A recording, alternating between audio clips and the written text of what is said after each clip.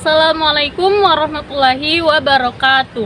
Halo semuanya, perkenalkan saya Anis Fahria dengan NIM E1E02410060 dari kelas 2B Prodi PGSD Universitas Mataram.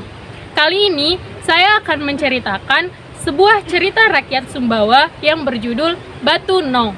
Bagaimana sih ceritanya? Yuk kita dengarkan.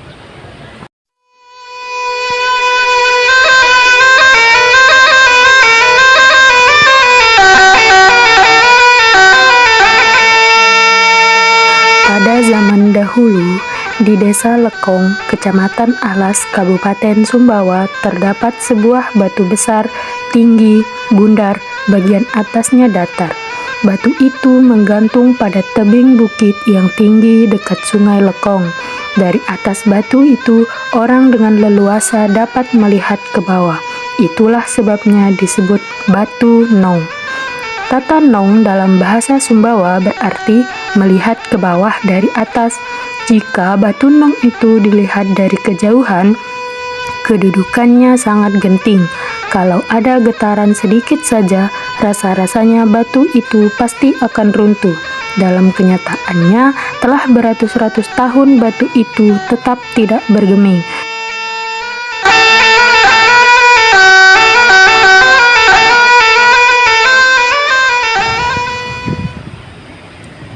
Tersebutlah sebuah negeri di zaman dahulu kala.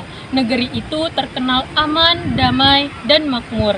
Tidak pernah terdengar perselisihan di antara penduduknya. Laki-laki dan perempuan kedudukannya sama, kecuali dalam satu hal, yaitu laki-laki tabu mencuci pantat anaknya yang habis buang air besar. Nah, hal yang demikian diyakini benar oleh penduduk di situ. Pada suatu hari, terdengar berita bahwa di negeri tetangga akan diadakan keramaian besar. Sudah tentu semua orang menyambut berita besar itu dengan gembira. Tersebutlah sebuah keluarga yang mempunyai anak masih kecil. Sang istri merengek kepada suaminya untuk diizinkan pergi menonton. Sang istri berbicara kepada suaminya, "Pak, anak kita kan sudah besar dan tidak menyusu lagi. Sejak kawin, saya tidak pernah mendapat kesempatan nonton keramaian," kata sang istri. Lalu suaminya pun menjawab, "Maksudmu, kamu ingin pergi menonton?" "Ya," jawab sang istri. "Kalau anak kita nanti buang air besar, bagaimana?" Lanjut sang suami. "Saya kan hanya sehari, nanti tunggu saja saya datang," ujar sang istri. Singkat cerita, karena sang suami sangat sayang kepada sang istri, sang suami pun mengizinkan sang istri pergi. Ternyata negeri yang dituju cukup jauh, tidak cukup sehari perjalanan. Sang istri pun dengan gembira larut dalam keramaian di situ, sehingga ia pun lupa pada hal-hal lainnya. Telah 3 hari ia pergi meninggalkan anak dan suaminya. Sementara itu, sang suami tidak tahan mencium bau busuk pantat anaknya yang telah buang kotoran. Maka dicucilah pantat anaknya. Pada malam harinya, datanglah kutukan itu. Kulit sang ayah menjadi bersisik, tangan dan kakinya mengerut, dan akhirnya berubahlah badannya menjadi seekor naga yang berkepala manusia.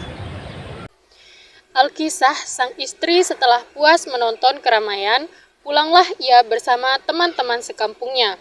Setibanya di rumah, ia terkejut dan menjerit karena melihat suaminya telah berubah menjadi seekor naga. Berita besar itu pun menyebar di seluruh negeri. Untuk menghindari rasa malu, suaminya berkata, "Istriku, janganlah engkau bersedih. Ini akibat perbuatan saya membasuh pantat anak kita yang habis buang air besar. Seharusnya saya mengatakan tidak pada saat kamu meminta izin. Tapi karena sayangku padamu, saya bilang ya, jadi inilah akibatnya. Oleh karena itu, belilah kamu tempayan yang besar, masukkanlah saya ke dalamnya, dan bawalah saya ke sungai," kata suaminya. Mendengar kata-kata suaminya itu, sang istri pun menyesal. Namun, apa hendak dikata, nasi telah menjadi bubur. Suaminya kini telah berubah menjadi ular akibat melanggar aturan. "Selanjutnya, antarkan makanan setiap hari untuk saya," lanjut suaminya. Demikianlah sejak itu sang istri setiap hari mengantarkan makanan dan minuman kepada suaminya yang telah berubah menjadi ular naga. Hal yang demikian berlangsung bertahun-tahun, sampai pada suatu hari ketika terjadi peperangan antar negeri, seluruh desa porak-poranda. Banyak penduduk yang tewas, namun sebagian bisa melarikan diri dan mengungsi. Di antara mereka terdapat istri sang ular. Mereka berlayar dengan perahu tak tentu arah. Perahu berlayar sesuai dengan arah angin.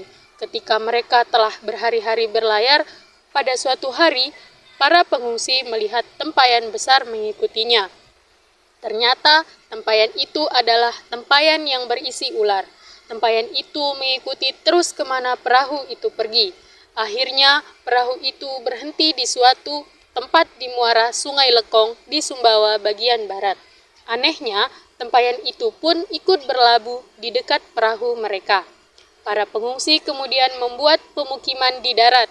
Di tempat itu banyak pohon kemiri. Mereka membuat gubuk-gubuk sederhana sebagai tempat berlindung sementara.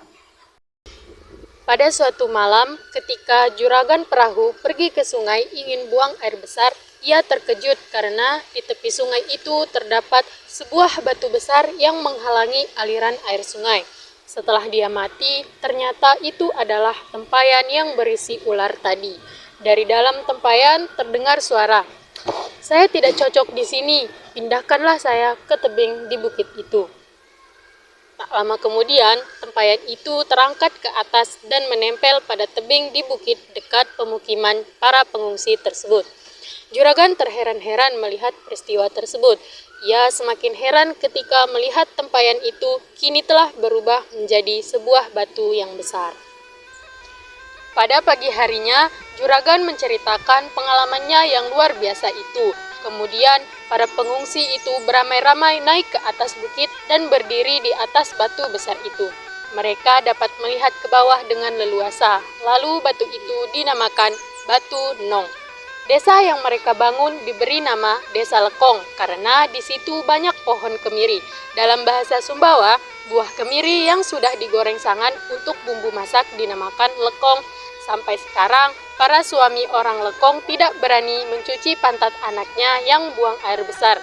Di samping itu, mereka menganggap Batu Nong itu keramat. Sampai sekarang pun Batu Nong masih tetap bertengger di bukit sebelah utara Desa Lekong, Kecamatan Alas, Kabupaten Sumbawa.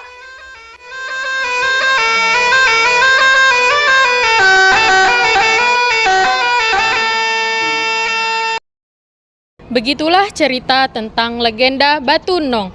Terima kasih sudah menonton. Jangan lupa like, komen, dan subscribe.